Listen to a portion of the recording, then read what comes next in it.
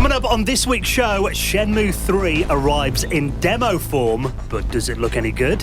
A rare Nintendo 64 controller has been unearthed. And we talk to the father of Rampage and Spy Hunter, Brian Colin.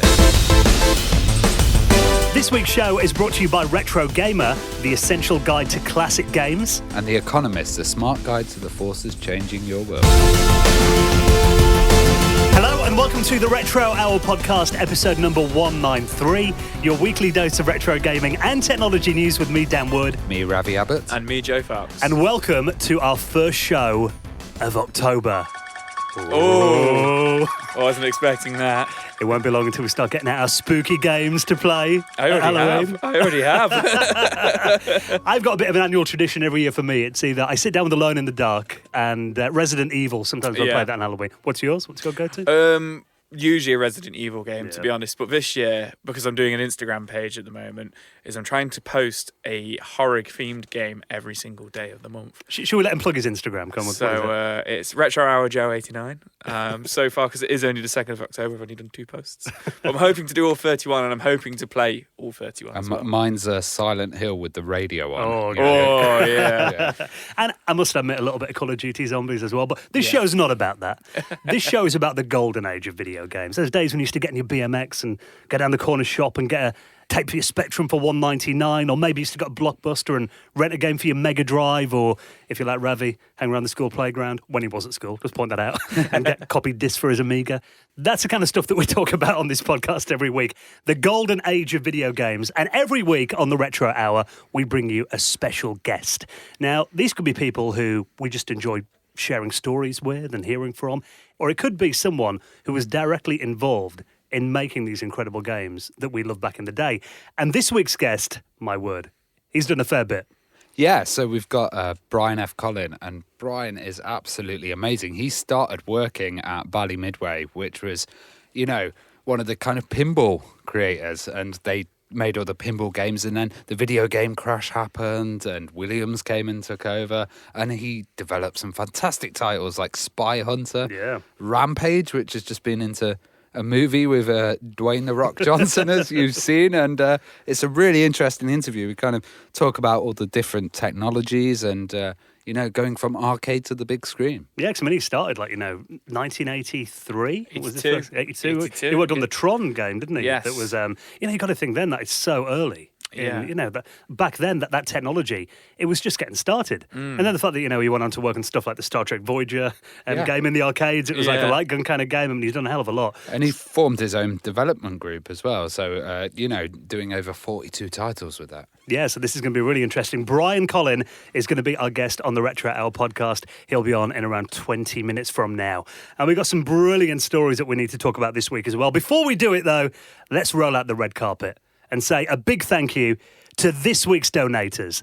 Now, every week on the show, we say a big thanks to those who allow us to keep coming in every week and giving you the retro gaming news, bringing you these incredible guests for almost 200 episodes now. It's mad. We're getting there, aren't we? It's getting pretty close. Ravi's been listening to some of the classic episodes recently as well, and just getting nostalgic, and I can't believe we're here all these years on.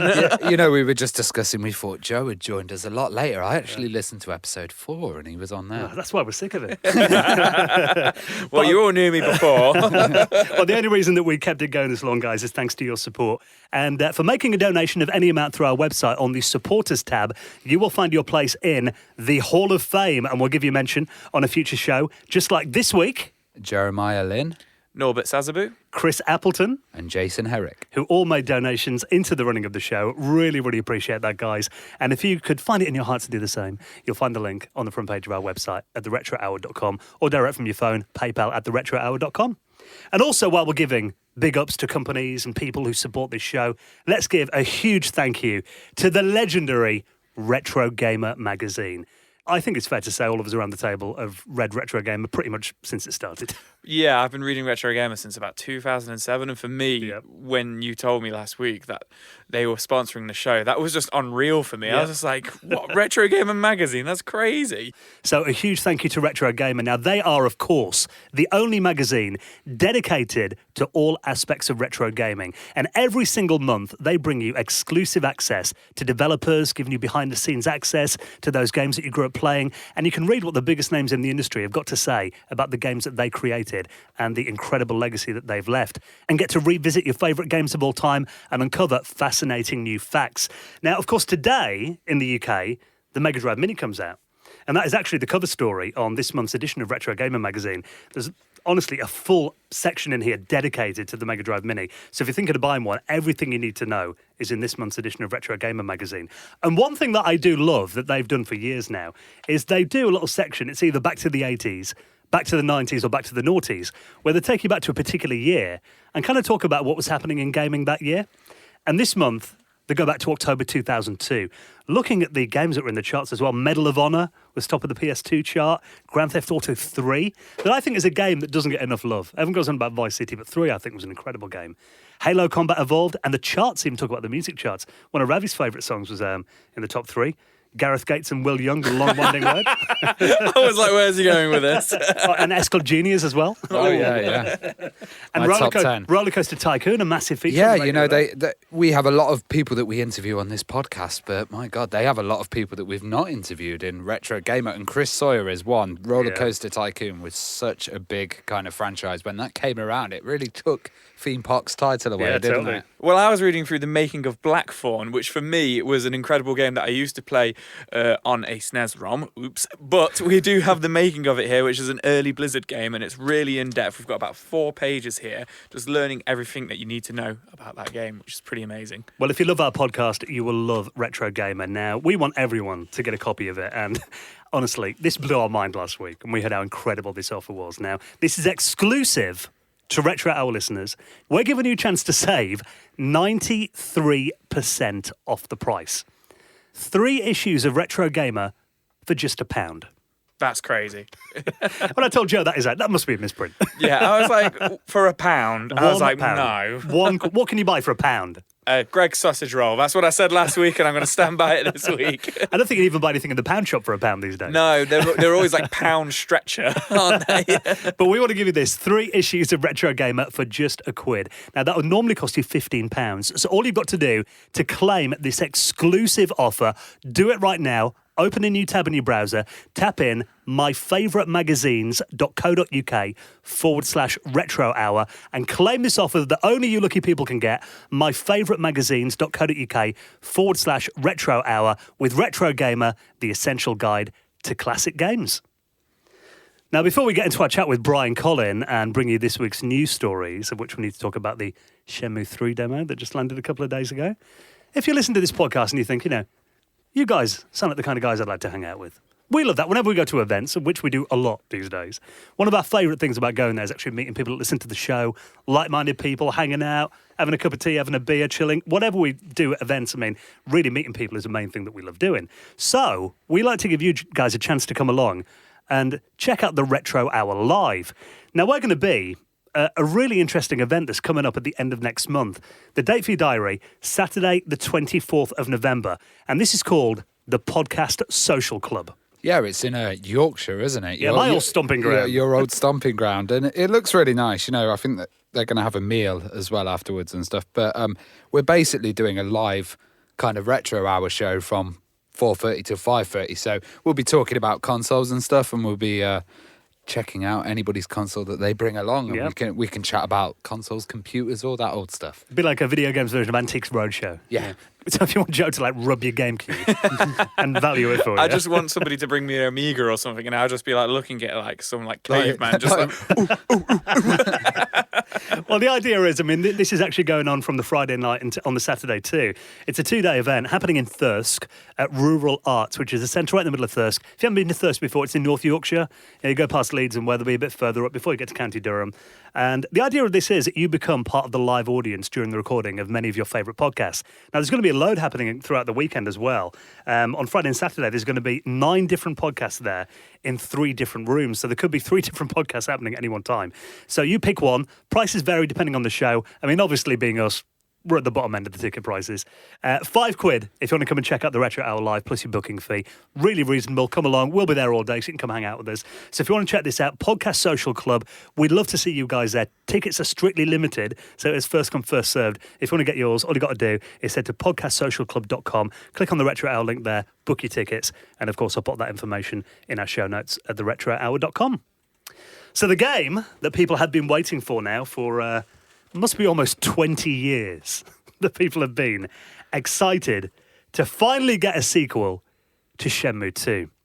And it looks like it's almost here. The first demo landed last week.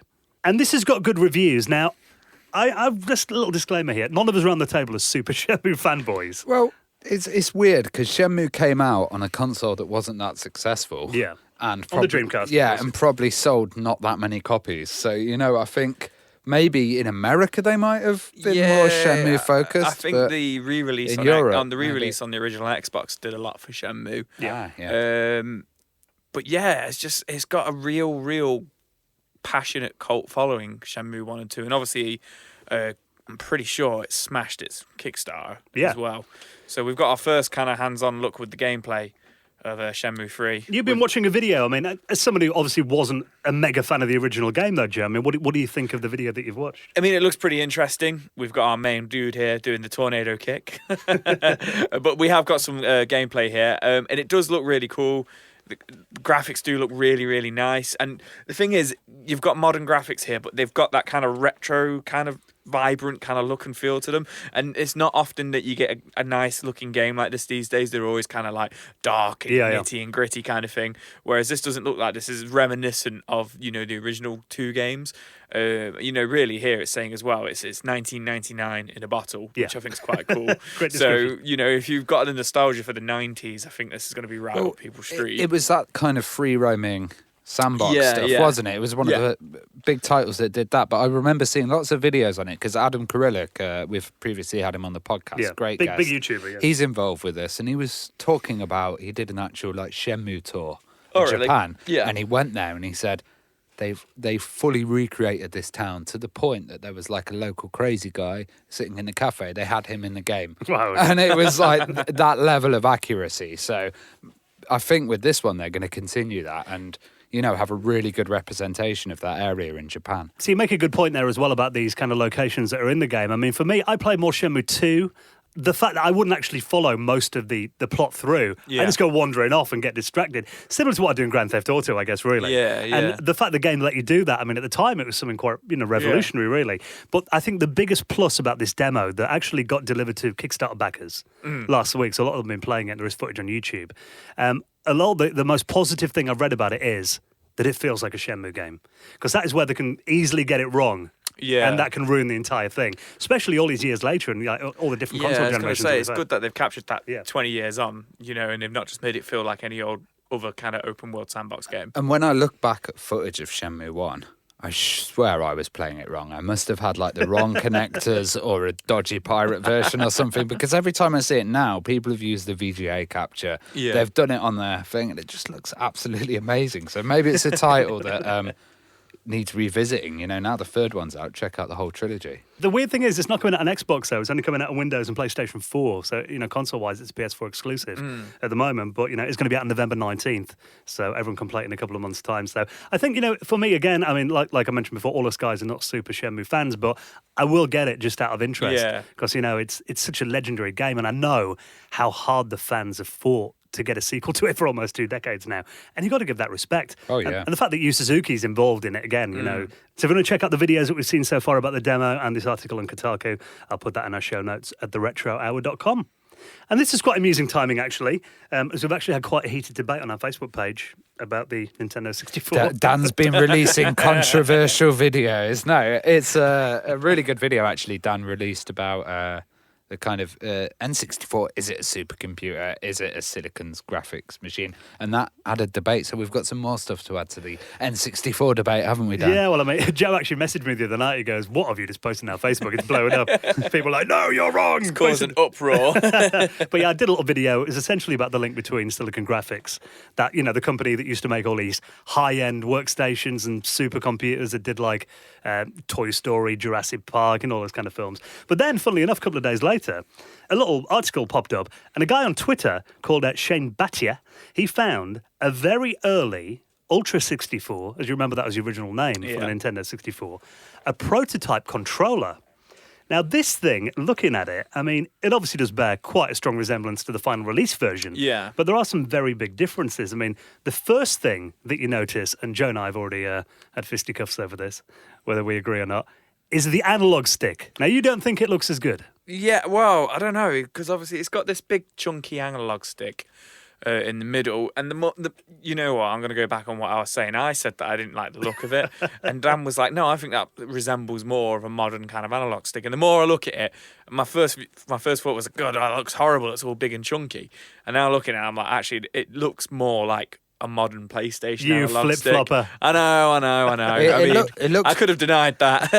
But it does look, you know, it looks a bit chunky, but it might... The final release obviously was quite flimsy, caused a lot of, you know, people on Mario Party hurting their palms and stuff like that.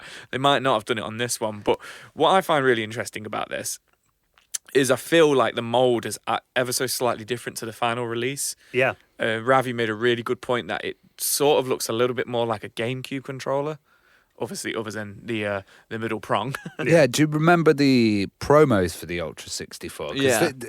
I swear we saw this in the promos. You know, like when you got the original controller, it was all black, and then it had the black I can't unit. remember. I'm pretty sure they had the coloured buttons, though. You know, the yellow C buttons. Okay, yeah, maybe you it's know, a bit the red more start adapted. button, blue and green A and B. But obviously, this controller is completely black and grey, and we've not got a picture of the back of it. So I'm interested to whether the rumble pack and the memory card slot are on there. It's or not. interesting as well because it kind of looks. If you cut the middle off it, it would be a Wii Classic controller.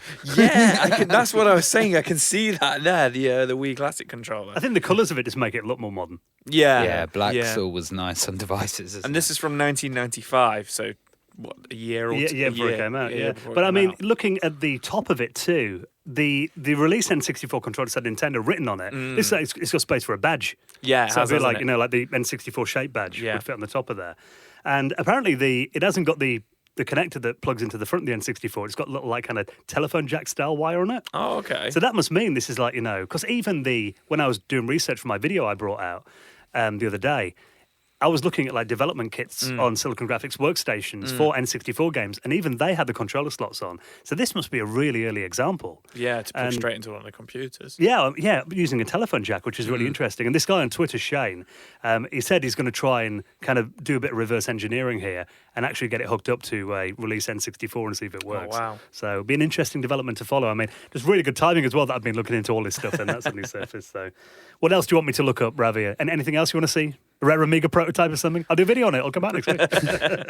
Now, actually, let's talk a bit about the Spectrum. Let's give the Specky some love. The Lara naked scene. On this year's fact or fiction? That was definitely fact, wasn't it? I don't know. In my memory. Yeah, that's the video that's going to get you hits. Well, let's talk a bit about the Spectrum, because one thing about the original Spectrum is that it didn't have a wealth of connectors on it, you could say. The original Spectrum, I think, had like a connector for the tape ports. It had an RF modulator built in, and it had a power connector. That was about it. And obviously back then, if you wanted to connect a joystick up to it, you even needed a Kempston joystick adapter for it. You had to save money on adapters, didn't you, to keep the Specky cheap, basically. Yeah, exactly. Not as many ports. Yeah. Well, there's a new product out at the moment, if you want to give your Specky a bit of love, called a ZX VGA Joy. Now, what this is a little adapter that plugs into the back, the expansion port on your Spectrum, and it works with loads of different models of the Specky. You know, there's an article here that I'll link up in our show notes talking about, you know, how it works on the 48K rubber key Specky, right up to the Plus 2 as well. So what it does, it plugs in the back, and it gives you the Kempston joystick interface, which is built in. Because obviously, if you had something in there, you couldn't have your joystick interface in too. But it gives you a VGA out, Well, the lovely thing I've seen about this is it's got an on-screen display, and the options for the VGA out are like 800 by 600 at 60 hertz. You can choose between them. There's no physical switching, and you can even turn the Kempston on and off. You can have interlaced over the top as well. Really nice. And you can even remove borders. So you can kind of zoom in a little bit, because a lot of Spectrum games have those big borders on them too. And, VGA, actually, I was quite curious as to why they picked VGA, not like SCART or, HDMI or something, But actually, I've got to say, recently, I've been quite liking VGA for my systems. Probably spurned on again from the fact that I did my Dreamcast out when we were talking about the 20th anniversary the other week. And that looks gorgeous on VGA. It's not hard to get a VGA to HDMI converter as well, is it? So, you could always do that, and I guess it leads it into that monitor world as well. So, and I guess with VGA, you can plug it into like an old school CRT as well if you want to run it on that. So that is pretty cool. And it's good to see some new products coming out for the Spectrum as well. Now, the Atari VCS, the new one, is not a system without its controversies. Apparently, it is coming out at the start of next year. It's on course. But what does lead a bit of extra credence to it is the fact that they've now teamed up with retro gaming platform Antstream. Okay, so before we talked about this, I saw an article on the Register, and this was what they were saying last month. So it was kind of a summary of what's happening with the VCS, and they were saying Atari has missed every single deadline they've set for the VCS. They haven't provided an update in months. They have now. Yeah. There's no evidence that there's even a working prototype. I think that's a very important point. Yeah. They keep making announcements, but we'd love to see a prototype, guys. And the only one man with actual experience building a games console is now the co-founder of another startup. So it doesn't look that positive. So they say this. We're going to have this in our hands March 2020, and we've not even seen an actual prototype of it yet. So we're 5 months away from that. It's you interesting. Would have thought, like the Sega Mini, for example. I don't know. This is probably a bigger project than that, and that's been like in production for months. Yeah. Do you know what I mean? They've been making that. That's been ready to go, ready to ship. Well, and this we've not even got a prototype. Well, it's interesting because they say that they're hooking up with Antstream, and they're saying, that's going to bring thousands of software, but you can do that anyway on Steam or whatever system Xbox, you're using. And Antstream's a much bigger thing that's now being funded by Tencent as well. They're investing in it, so it's got huge international kind of companies behind it. But it seems really weird that they've just kind of put this announcement out, like, we're getting thousands of games, and you've got something like the Amico in television, and they've got 8 exclusive titles. They've been able to, actually get them, rather than this just seems like they're slapping a service. I don't know, $250 to play Pong seems a bit steep. Well, I mean, they have did a little update actually this week. There is an Atari VCS official subreddit, and a little statement they posted on there the other day said they're happy to clarify. We're still on track for backers to receive their orders at the end of the year. So apparently those who back the project are going to get them before Christmas. They're still promising. God, okay. We're expecting a March 2020 launch. So again, not far away now. They said their last delay was due to a hardware upgrade, which we published a long blog post about, as well as an official press release. We are pushing out updates to our backers regularly, as well as publishing a new development blog on Medium when we've got something exciting to share. We're still chugging along as planned. Everything is going great. Lots of exciting stuff that we're excited to share. So the talk, they're saying it's coming. I guess really the only thing we can do is wait. Yeah, I just wonder what the difference from like a Steam box or a small little kind of gaming box this is, other than the case, the mold around it. I don't see any difference. If it's got Antstream on it, you can do that on not a Raspberry Pi, but something that's slightly a bit more powerful, Any computer, really, yeah. I mean, they say people are going to have their hands on it this year. It's October 4th today. Yeah. Really, in the next 2 months, we should be able to talk about this. People have got their hands on it. So people will be talking about this online. There's a lot of backers out there. So hopefully we'll be able to get a little bit more information in the next 2 months, but I just can't see it happening. But if you haven't seen a prototype yet... I know. It's going to be tight. I mean, maybe they've got this amazing technology that just don't want to show anyone. And I would love to see that. I was being really pessimistic Atari right now. But such a big name, world famous, and if they could do it right, they could really, really clean up, And it does have its doubters. And I mean, the retro gaming community has been burned by projects in the past. You can see why a lot of people are a bit cynical now. Yeah. And, I do think they've made a lot of mistakes in terms of communication. And, they've obviously made quite a lot of mistakes with this prototype hardware in the past. But also, I think there's a degree, since there have been so many failures in the retro gaming community, there are people that now love projects to fail. Yeah. And they go out and try to rip them. Yeah, so, you've got to have a balanced view on these things. And we don't want anyone to fail. The more of these systems that are out there, the more people are loving retro gaming, the more people are making classic games. Exactly. Bringing back old brands, it's amazing. We love to see this stuff succeed. So take everything with a pinch of salt and wait till you actually see a product. Yeah, exactly. We wish you luck, though, Atari, with the VCS. Hope it comes out before Christmas. Now, before we get into our chat this week with Brian Colin, talking about those games, Spy Hunter, General Chaos, Rampage, let's give a huge thank you to a very good friend of the Retro Hour podcast and a massive supporter of our show, and that is our great mates at The Economist. Now, The Economist is the smart guide to the forces impacting your world, and it's been going over 170 years as a trusted source of intelligence and helping you get prepared for what is happening in the world around you. Now, they cover so much in The Economist. You can look through their website, you can look through a copy of The Economist. It covers economics, finance, world politics, business science, technology, and of course, video games as well. And every week on the show, we have a little look through for something in The Economist that we found interesting. And actually following on from Ant's stream, there's a really interesting article they published recently all about the future of cloud gaming. Yeah, so they're saying cloud computing could do for gaming what Netflix did for films. And it's very interesting because they are talking about the services that are available at the moment. So PlayStation Now was one of them. Now, PlayStation's actually signed up with Xbox to use the Azure technology for their cloud service. So the rivals have done it. So what I'm thinking is, hopefully they're not going to do what Netflix did, which was completely fragment the market. So now we've got Disney,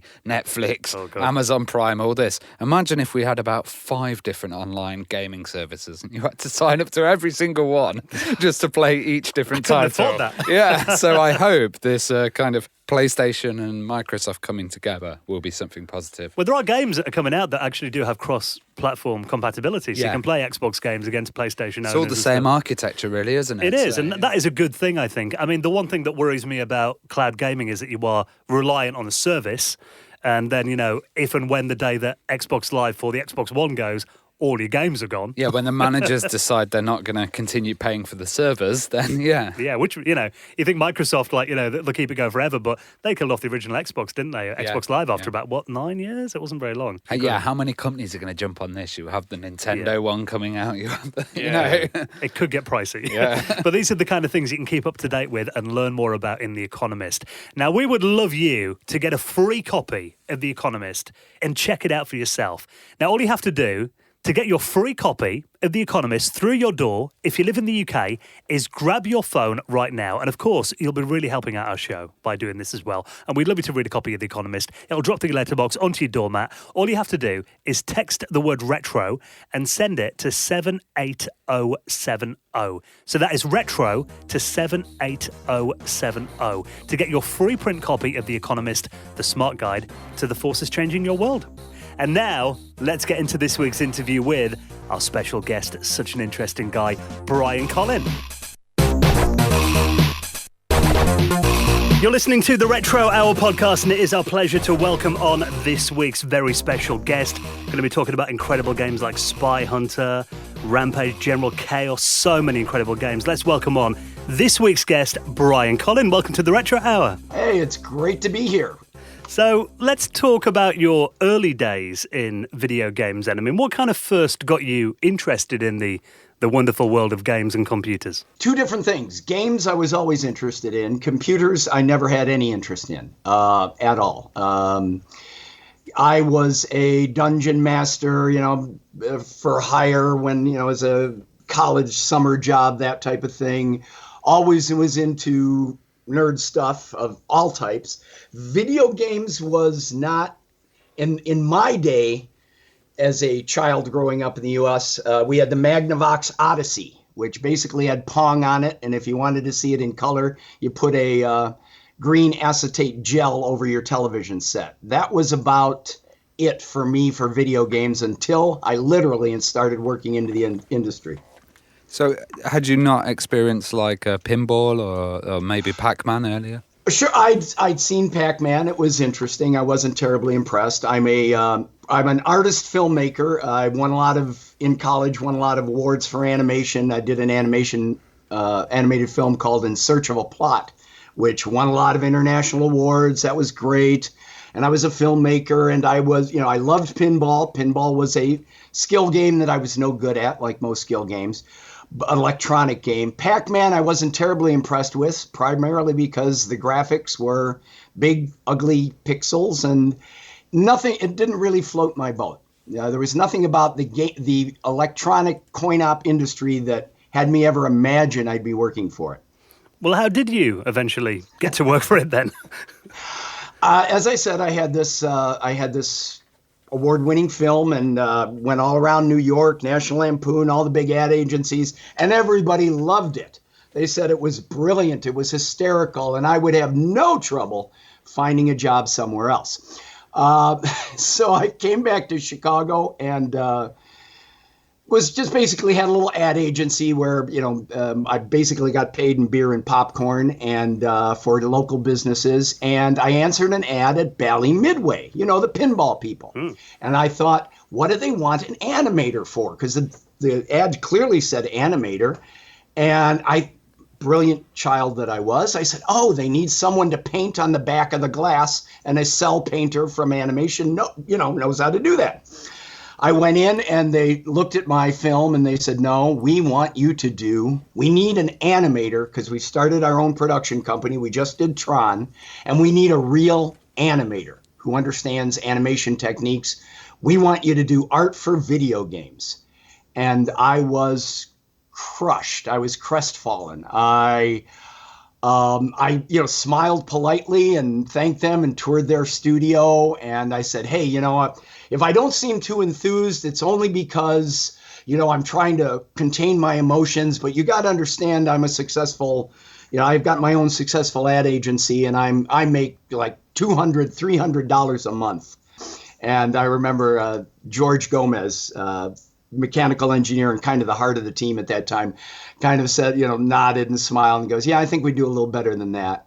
And they made me the offer, and a few weeks later, and I couldn't turn it down. It was an actual salaried position that was, way beyond what I was scratching my life out at. And I remember turning to a friend who was standing near the phone at the time, and I kind of made a joke out of it. I said, okay, childhood's over. I've got a real job. And I choked up, honestly, because I thought, that was it. Childhood's over. And boy, was I wrong on every count. Childhood was not over. And it has never been anything like a real job. It has been wonderful. And it was the right time to stumble into what turned out to be, so far, 37 years of fun. Well, if we're talking about Discs of Tron, that initial game that you're working on there, I remember when Tron the movie came out, and that in itself was like groundbreaking in terms of getting computer-generated animations. I know there's a lot of traditional animation in there as well, but that movie really did seem like a benchmark. I mean, trying to get in with that world and kind of imitate that style almost, was that kind of a big new thing to get your head around? It was, well, the fact that I didn't know, and I knew Tron. I loved the movie Tron. I'd seen the video game Tron that they did, and I was very unimpressed with the animation. And that's why I really didn't think I would be a good fit for the job. I was a pen and ink kind of guy, and being told I could work with 16 colors and only 2 or 3 frames at most to do an animated thing. I knew we weren't going to be doing this, and I say I knew, put that in quotes, that we weren't going to be breaking any, boundaries here. But once I started working on the game, the programmer, I was lucky enough, the programmer on that game was Bob Dinnerman, and he had a vision. And his game was supposed to be part of the original Tron game, but he would not do it until he could get what he needed to make his vision real. And the limitations of the system meant it really pushed me. How do you get someone falling when you've only got 2 frames? How do you get someone running realistically? The best thing about it was, from a traditional animation standpoint, it's weeks, if not months, to get your first thing drawn, and then at the animation stand filmed, and then off to the lab, and then you get it back, and then you got to fix the mistakes. This new job that I fell into, I'm creating art in the morning and I'm playing it in the game in the afternoon. I was hooked. And that game, I was hired specifically to animate that game. And the beauty of that job at the time, it was a very small group. So not only was I working on that, that's the first game that was released that I worked on, but I was working on every other game in the office. Programmers worked on one thing at a time, and in those days, animators got to work on everything. I'm doing missiles for Spy Hunter while I'm doing the main art for Discs of Tron, while I'm working on a crazy little, I'm re-skinning within weeks, I shouldn't say days, but within weeks of me joining the team, they let me reskin an entire game that eventually made it popular enough in the arcade to go into production. So it was a very loose, very peer-to-peer, wonderful time. And I know I've digressed from your question. I got to apologize for that. I tend to do that a lot. That's okay. It's interesting. So with that in mind there, Brian, you mentioned a few times there that you weren't impressed by some of the limitations of some of the games you were working on. What was the first game that truly impressed you and you thought, wow, this is pretty amazing, the animation on here and stuff? The one I did, Discs of Tron. I had a lot of preconceived notions. Again, like seeing Pac-Man from the outside, seeing Tron from the outside, as just a player, walking through a bar or an arcade. I saw the limitations of the animation, and I was very bothered by, it looked like, I don't know if you remember the first Tron, he's goose-stepping and giving Hitler salutes, and that was the range of the animation. And that is specifically why they hired me. I didn't know this at the time, but they had artists that could push pixels, and they had very limited tools.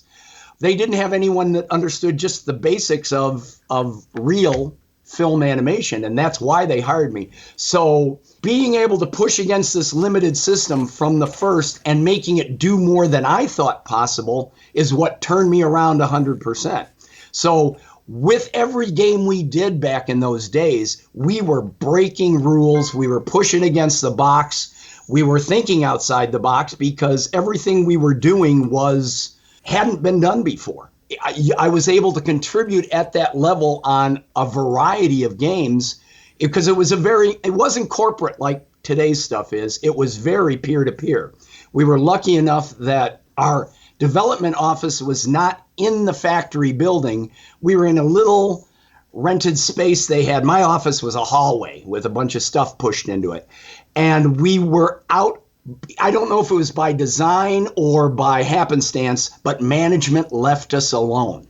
If I wanted to try to do a game, I would say to 2 or 3 people, hey, why don't we do this? Or I'd sit down and create a character and say, why don't we do a game based on this? And we'd all look at each other and go, sure, why not? So-and-so is going to be ready for something new tomorrow. And it was a wonderful time. Now, it didn't stay that way for too many years, but I was impressed by what we were doing, which, as you can imagine, made the job an incredible amount of fun. So that kind of process of creating an original sketch or design for an arcade game and then squeezing it down into these tiny animations, did you kind of streamline that and get a good system going? Yeah. One of the first things I did prior to my being there, they were doing everything on graph paper. And they would draw it all out on graph paper first, and I'm an impatient guy by nature. The process, they had very bad tools. Your fingers were almost raw by the end of the day because you had to change, and this may be too far into detail, but they used little tiny thumb buttons that were less than an 1/8 inch across to punch a single digit in, and thumb wheels that were very resistant and would tear your thumbs up to dial up the 0 through 16 RGB values of a single color. Then you would use other small buttons to move the pixel to where you wanted it on the screen. And then you would finally, after all that, punch a button, another little tiny painful button to place the pixel. And not too long after I got there, they hired some people that actually created development tools. We had trackballs the size of small bowling balls. So you had a great amount of detail. That sped the process up, made it a whole lot easier to be creative without a lot of the back process because graph paper and colored dry markers don't look the same on the system. So for me, I started drawing directly on the system because you put this color next to this color, the bleed from just the raster monitors gave you a different effect in certain situations. So I found it much easier and much faster to create directly on the game monitors themselves rather than kind of plot the stuff out in advance. Plus, everything what I was doing was about movement. So I wanted to see frame 2 not too long after frame 1. It was pushing pixels could be very tedious, but the bent I was allowed to take on a lot of my early games was Discitron was about the most realistic, Spy Hunter 2, but they would let me say, okay, I want to make this a little more cartoony. I want to take this game that isn't earning well in the arcades and let's get rid of all that very dry spaceship look. Let's make it whimsical green aliens. And they let me, which wouldn't happen today because we were all learning what we were doing. The process was very open-ended. It's totally fair to say we were making it up as we were going along, which was great. Obviously, one thing with that, I mean, kind of being new to all of this and this, entire industry being new, I mean, was hitting those deadlines, was that something that the team had to really be disciplined with? Not everybody did. One of the nice things about being an animator working on a lot of different games is you would find out which programmers and, to get an idea into this game, I had to beg to. In this game, I might have to flatter. In this game, I could just say it. So you're working with different people, and the deadline was, hey, we've got so long until test, and then after test, we go into production.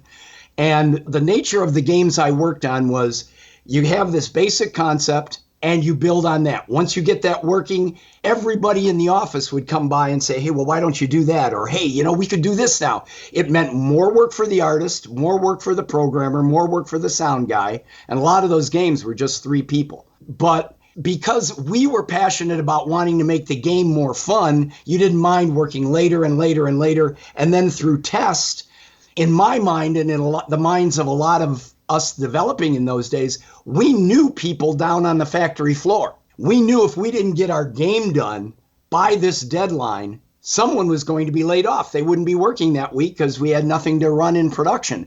So that deadline was a discipline that I think a lot of later game designers never had to deal with, because I was told at a company I went to later by the lead programmer, it's like, agree to any deadline, doesn't matter. At the last minute, just tell them there's a bug in it. You can take as much time as you want. We didn't have that in those early days. We took deadlines seriously, and I think in the grand scheme of things, looking back, it made us better designers. It made us take a little more time to weigh, is this really a good idea? Is this really worth our time? Because if we don't get this done, those guys we eat lunch with every day, half of them aren't going to be here on Monday. So you mentioned Spy Hunter earlier on and you worked on the missiles with it. Did you ever find out if the game ever ended or if it just kept on going? Yeah, a lot of people these days have trouble understanding that in the early days, almost all the games kept going. Satan's Hollow, Rampage, Spy Hunter. We kept going, and then if we got to an end, it wrapped. That is, it started over at level 1. It wasn't until the hardware and we had EPROMs, ROMs inside the game that limited how much art we had. It wasn't until just even a few years later that games started having endings with big bosses and movies, or at least storytelling. We had the space to do that kind of things. Games like Spy Hunter, we pushed everything to the limit. The artwork that we created, we used again and again throughout the game. And if we had to, we changed the color palette to make it look like water. But it was the same blocks that we were using elsewhere in the game. Most of those games in those early days did not have endings. They just went on forever because we didn't have the extra space to do anything big and fun. Now, once we started seeing that in competitors' games, that gave us the juice to say to the hardware guys and the management, no, we need more. You got to spend the extra X amount of cents to get a bigger ROM in here so we can add art so we can compete on that level. That's the thing. I mean, some of the games back then, I remember, just crashed when you got to a certain stage because they didn't expect anyone to be playing them that long. So at least it didn't do that.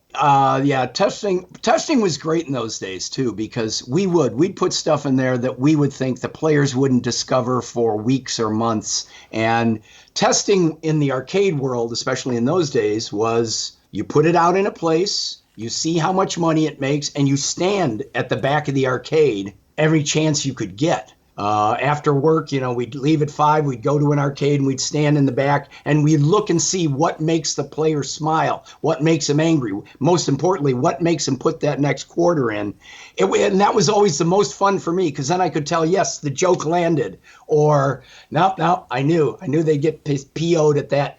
Easy AI. We got to make it cleverer because they're blaming the game. And if they blame the game, they're not going to play it again. If they blame themselves, they'll put in another quarter. So, and that's where you learn these things. Nobody knew this. This was not written down for us. Bit by bit, we figured it out.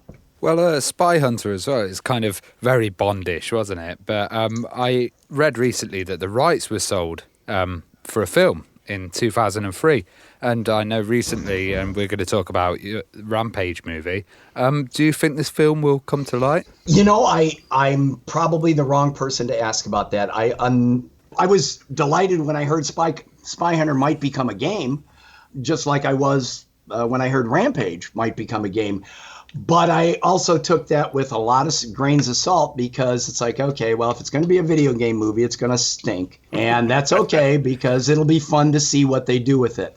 And I heard that way back when, and I've had several people say, oh, it went this far, or do you know about this, or do you know about that? But I really don't know. So the short answer is, I have no clue. Well, Joe would watch it. Joe's a fan of the Super Mario Brothers movie. I actually do love the Super Mario Brothers movie, and I would definitely watch it. But you mentioned there, obviously, that they do stink, and that kind of brought me to my next question, is some of the home ports, obviously, of classic arcade games sometimes aren't quite up to scratch. Were you ever disappointed when you'd see some of the home ports of the games you worked on? I was never disappointed in a home game, particularly because I never expected them to be much. Back in those early days, that we used to get copies of the home stuff that had come into the marketing department, and they'd give us copies. I usually checked out the box art, because especially in my early days, I wasn't doing the cabinet art yet. I was just doing maybe game design and game art and screen art. So I would check out the box art. I would see, okay, yeah, they did a nice version here. No, this one's not too good. I had the games in my basement, the arcade games. So all of them were a disappointment to anyone that was expecting a version of the arcade game, especially in those early days. But I was never too disappointed, because I was never really expecting that much out of them. I initially hear that management kind of took a bit of convincing to get the idea of Rampage through, monsters tearing up a city. Yeah, that's the understatement. That's a massive understatement. We were in a meeting after one of these trade shows, and I saw some things that other companies were doing with background animation and big characters, and I wanted to do big characters. I'd done one game with a triple-size sprite character that I could really show facial features and comedy. So I wanted to do something, and I was trying to convince the hardware guys, and there's like, no, you can't do anything. We've only got a screen and a half of background on this hardware. It doesn't scale. There's nothing you can do, Brian. Just get it out of your head. All you can do is, move a rectangle. What are you going to do with a moving rectangle? And I looked at Sharon, one of the other animators, and I said, okay, a building falling into itself, that's a moving rectangle. What knocks down buildings? A giant character, larger than usual. I can sell comedy. Pulled in a couple more people. We all were excited. We said, we've got, in the original game design document, which usually they were on cocktail napkins, but I actually typed one up for this one. I said, this is the story of Rampage, or why this is next year's #1 game. We all knew it. We all knew we had a hit. Went to our boss, and he said no. Wow. I've got other things going on. So I went to a vice president, and he said, hey, no, I like this. This could be funny, but no. And all of upper management had reasons why we couldn't do it. We couldn't be fighting the police. We couldn't be fighting the army. You couldn't be a bad guy. You can't eat people. I hadn't told them that they were going to turn naked at the end yet. But my programmer I'd been working with on a couple games, Jeff Nauman, he and I went ahead anyway and started proving out the concept. And it wouldn't have happened except right around that time, within weeks, all of upper management, the top president and top three guys got let go by Bally Midway. And they brought in a guy from retail who, in his initial talk to the troops, said, I've got an open door policy. And you can guess who was waiting for him outside his door the next morning at 8:59 a.m. And he signed off on it, and it went on to break every earnings record of any video game of the time. That was, of course, Rampage. That's incredible. So with that in mind, the Rampage promotion was pretty cool, sending out letters to all the towns that were involved in the game saying that you're slated for destruction. Did that bring a lot of extra attention to the media? It did. It generated, to my knowledge, several television video pieces and at least 160 newspaper articles, most of which I still have clippings from. And the backstory on that, believe it or not, was we had this game. It was making a ton of money.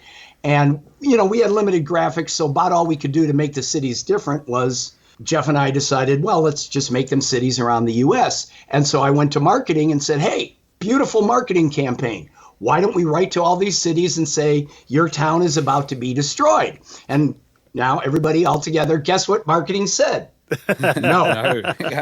So I wrote the press release and sent them out all over the country, and it ended up doing quite a bit for the game, I like to think. All I know, it was fun. It was fun to do it, and the articles ended up, just ran the gamut in terms of how people approached it. It was a very successful campaign, especially back in the days before, electronic media. Some changes happened in 1988, and Williams Electronics bought Bally Midway, and you and Jeff Newman were the only designers that were retained. What were the changes in the company at the time? Prior to then, Bally Midway had tried a couple of things that didn't work out. They talked with Bally Sente out on the coast. They wanted to move everybody out to California.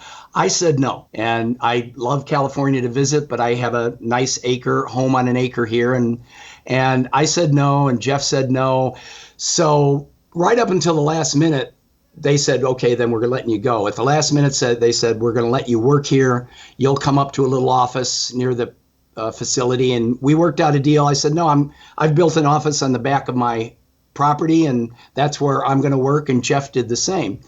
Well, that didn't work out. They tried a couple other experiments, Bally Midway I'm talking about. And then finally, during that time, we were still doing games. I did Xenophobe with Howard Shear. I worked on several other projects.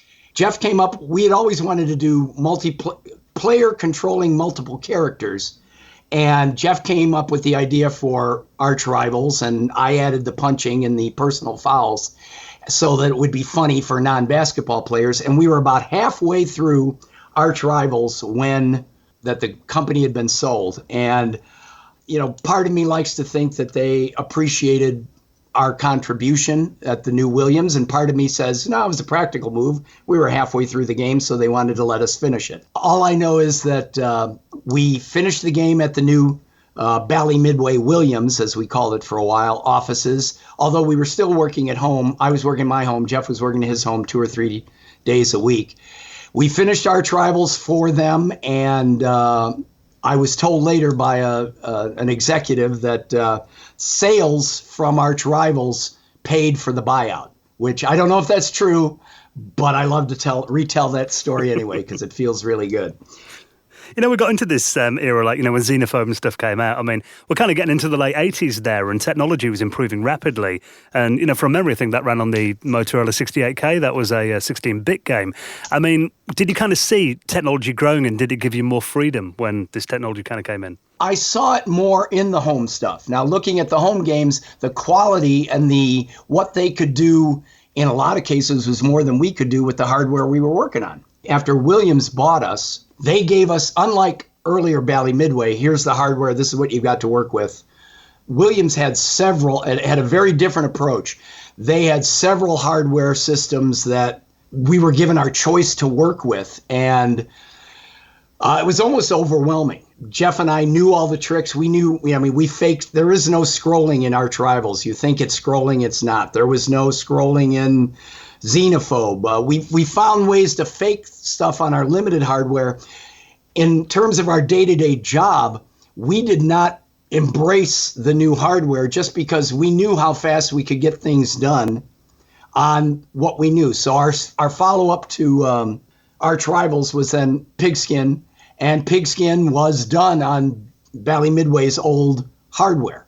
It wasn't until after that we started to explore what Williams hardware we use for our next game, because obviously they were doing things like Narc, they were doing going on things like Mortal Kombat, and we could see that it was going to do much more. But we also knew, as a team, Jeff and I especially, as a team that could get the most out of this dated hardware.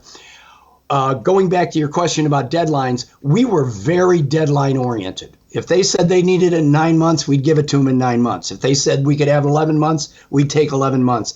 So it was kind of a hard adjustment for us on the arcade side to say, okay, we're ready to move to this new hardware. And in point of fact, we got wooed away and formed our own company after Pigskin, before we ever even completed our first game on their new hardware. So that better hardware I saw coming up all around us, but we didn't embrace it. In fact, we went the other way and went to EA and started making games for the Sega Genesis. So that was actually my next question. So you developed General Chaos for the Mega Drive. What was it like working on the Sega Genesis and working on consoles rather than arcades? For me, it was wonderful. I think for both of us, it was wonderful. I mean, we were used to limited systems. We were used to getting the most we could out of them. The fact that we did a real-time strategy game on, well, what I call the Sega Genesis, was, pushing every limit we knew how to push on a limited system that was not too far away from which was as powerful in some respects, if not more powerful, than the first hardware we did 10 years earlier. So I started in 82. At 92, we formed Game Refuge because basically EA asked me to come out and work in California, and again I said no. And finally, after about a year of negotiation, they said, well, what if we just give you the money to start your own company? And I looked at Jeff and I was like, yeah, we could do that. And General Chaos was the first concept we went out there with. We left Midway under very good terms and said we're going out there cold, and fortunately they loved the pitch of General Chaos. And the only one thing that came up during that initial meeting was one of the suits out there wanted us to change it to a gangs on an urban street. And we refused because I wanted the kind of throwback to, for me, a World War II-ish era, because that would be farther removed. I didn't want my kids playing a game that had them worrying about what's going on in the streets of the city. So, but fortunately they agreed with us, and then General Chaos I think that was their #1 non-licensed title for that year. So I was really happy with the way that turned out. And the system was very comfortable. They had tools, they had processes in place already for development that typically we'd have to create on our own. So it was a very comfortable transition for us. And I guess we're talking about before that kind of arcade at home experience. I mean, when you got into that kind of, like the Genesis hardware and the Super Nintendo, I mean, really it kind of got to the stage where the systems were becoming arcade capable at home as well. It was kind of becoming closer to those games that, you were maybe developing 10 years before, and they had such a massive gap between the home system and the arcade. It got closer then, I guess, didn't it? Oh, absolutely. And like I said, that's what made it very comfortable for us to do. We actually started 2 more games for that same system, but then the EA decided to go into arcades, which was a bad business decision for them in 1994. And we were pulled off of the General Chaos sequel and another game that we were doing for them to do a arcade game for them. And their company opened and closed before our first arcade game was ever finished. So that was kind of tough. We tried to talk them out of it, but Well, Refuge has been a very successful brand. You've done over kind of 45 different titles. What have been some of your favourites? For me, a lot about making games is the creative challenges. Some of my favorite games are less about the gameplay and more about the fact that the client wanted this absurd thing. I want you to make this game, and it's got to be a driving game, exciting 6-player driving game, but the trucks can't touch each other and they can't go over 4 miles an hour. Okay. And then, so it's like, all right, do you mind if we put it on a downhill course? No, that's fine. All right. So I'm telling, it's like, all right, so we're not telling them this yet, but the momentum is going to have these things going over 200 miles an hour when they get to the end, and they'll be doing flips and jumps. And then about halfway through development, it's like, okay, now why don't you want the trucks to touch? Because this is a competitive player-to-player game. Oh, well, we don't want the paint to scratch. Okay, I think we can handle that. We can make sure the paint doesn't scratch off if the trucks bump into each other. Oh, and the third requirement for this game was, and the audience is not video game players, it's 35 to 55-year-old men who will be with their wives at our annual convention for the next 10 years who don't play video games and are probably going to be drunk. And so we had, in the eye of the game, we gently, it looks like a game where you can go anywhere you want and find secret paths and everything else and have this incredible high-speed race. And we are secretly pulling them back onto the course without them knowing it, turning them right side up again without them knowing it. That's one of my favorite games. It was called the Komatsu Cat Challenge, and it played at their convention from like 2006 to 2011, and thousands of people would line up every day for 7 days a year to play this thing. And it was on stage, and it was a wonder. Most people haven't seen it, but I have actually had contractors come up to me and said, I love that game. That's not one that anybody's going to be able to go out and find, but that's one of my favorite games, just because the creative challenge, and we met it, and then they ran it for years. And every few years we get to do an upgrade. So every game that we take on at Game Refuge, we only take on the game if we think we can bring something to it that's going to be good for the client and fun for us. And so we've had a lot of games where we just say, no, you'd probably be better off going to someone else. Well, that's absolutely amazing. You mentioned earlier in the racing game there that, it'd be steering them back onto the path, and it was all, kind of cloaks and secrets there. And you also mentioned earlier on that sometimes you'd put cool little Easter eggs in games and hope people wouldn't discover them for weeks, months, or anything like that. What were some of your favourite Easter eggs that you put into your games? It would have to be in Rampage World Tour. In terms of pure Easter eggs, I'm always steered away from that kind of stuff, even though I knew it was popular, because if I've got 20 sprites left, I want to add some feature to the game. I don't want to necessarily hide anything. But I became friends with the editor-in-chief of Video Games Magazine, Tips and Tricks Magazine, Chris Bieniek, and he heard that we were redoing Rampage. We were doing Rampage World Tour for Midway, now as Game Refuge, but for Midway again, and the new Midway. And he said, Brian, if you want my magazine to do anything, it's all about the Easter eggs. So we loaded up. I mean, there's a 15-page document of all the secrets in Rampage World Tour. You can go to hell and eat Hitler. You can, visit the Area 51. You can, fight off invading spaceships. You can, there's so much in there I can't even. Where that big warehouse where they hid the Ark of the Covenant, that's in there too. All of this stuff is in there. We loaded that game up so many ways. I mean, you can turn into a fourth character if you eat the horrible toxic purple ooze at the right point, and fly around as a giant bat and knock down buildings with a single punch. Karate moves on each other. So that the player-to-player fighting, for those that wanted to play it that way, was more like a fighting game. There's a ton of... Rampage World Tour has got a ton of stuff in it. In terms of stuff we put in games that the players never were supposed to find out, I've got some favorites. Probably my favorite was examples of, in the arcade days, we had to please the player who wanted to live forever on a quarter, and the operator wanted him off in 30 seconds. So we had to come up with ways to make both of those people happy. So games like Rampage, turning them back into humans, because I didn't like the idea of characters dying in a video game, and turning them back into little naked humans, but then letting the other players who were still monsters eat them, drove players, as it turned out, to dig as fast as they could into their pocket for that quarter so that they could buy in and continue before the person next to them ate them. So that is one of those little subtle things that it's like, doesn't sound like much, but it means that person's still buying in and still buying in. So now player's happy, he's back in the game. Operator's happy, he got another quarter. But my favorite, one of these little secret things was in the game Arch Rivals.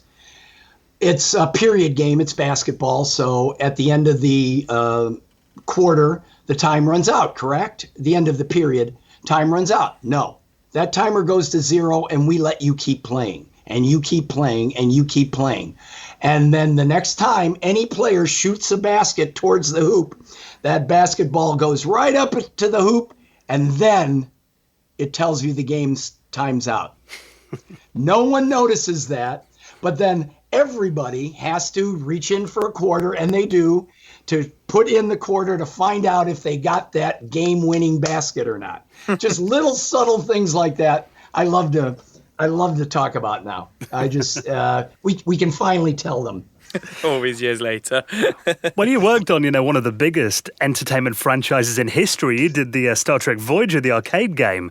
What were kind of the challenges of working on such an established franchise, and how did you actually manage to get that license? I've been very lucky. We've been very lucky as a company. People come to us and say, hey, for the most part, most of the games we've done over the last 27 years at Game Refuge is someone coming to us and saying, we've got this property, or we've got this opportunity, or we've got this product. That was a case where somebody, we were doing casino games for a group, and someone associated with that group said, hey, I know someone who's got this Star Trek Voyager property. Would you be interested in doing a rail type of game, kind of a House of the Dead sort of thing? And we said, sure. On the condition that, to keep it fun for us, we've got a few liberties that we can take with the type of monsters. We didn't want it locked into the TV show. They said, fine. Paramount was great. Except for one little dust up on the studio at one time. It was a wonderful project to work on. We got to put all kinds of hidden stuff in that thing as well, because what I didn't want to do with a rail game was, hi, I've played it through, so I'm done. So if you shoot a light bulb, you shoot a computer monitor, you shoot this character, it's going to change the path it's going to take. You can play that game a dozen times and find different stuff every time. That was important to us in designing it. I mean, for most people that are into geek culture, working on a Star Trek game would be incredible. I mean, are you a Trekkie yourself? I was a original Trek fan. That's right. I'm giving away my age now, but I had passionate Trekkies on my staff, and we were actually out with the producer touring the Voyager set at Paramount, and in the dark, kind of just wandering around. Oh, this is cool. Let's take some pictures of this. And all of a sudden, we came around the corner and were confronted by I want to say enraged, cigar-chomping LeVar Burton, who demanded to know what we were doing on this closed set, why we were here. And the producer is silent. I'm stammering. We're doing a video game. I mean, perhaps you've heard about it.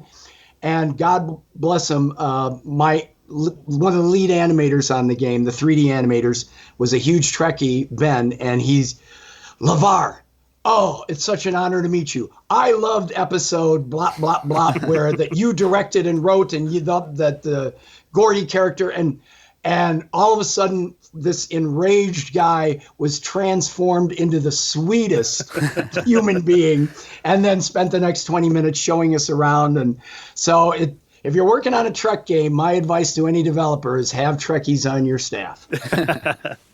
So you did a Kickstarter for General Chaos. Do you think we'll see any other Kickstarters or sequels in the future? I hope so. I sincerely hope so. Unfortunately, when I did the General Chaos Kickstarter, I actually was flying out to the very first podcast. I had a promotion director who set up a series of podcasts all around the country. This is, like quite a few years ago now, like 6 years ago. And unfortunately, the day before I went out to my first podcast with the indoor kids, who were great, I found out I had cancer. And I had to cancel the whole promotional tour. We never funded the original Kickstarter for Chaos, but I am still very hopeful that we're going to find a way to finish it. We got about 40. We're about 40% through the game. You can actually move the characters, play it. The artists and animators I had on staff at that time took it to a great place. We've just got to. I'm still trying to work out the right plan to finish funding this game, because the Chaos fans are the most vocal of fans, and they are not going to let this go away. And I if I do no other games for the rest of my life, I've got to do General Chaos 2. It will happen. I believe it will. Well, Brian, it's been a pleasure getting your stories, and the fact that you've still got all this passion for this wonderful industry of video games and this medium all these years later. Thank you so much for coming on this week. And obviously, when General Chaos 2 eventually does happen, please do get back in touch with us. And of course, we'd love to get you back on and do an update on that. Absolutely. It's been a lot of fun talking to you guys. I'm glad you're now fully awake and the coffee's kicked in, and hope the rest of your day is going to be wonderful.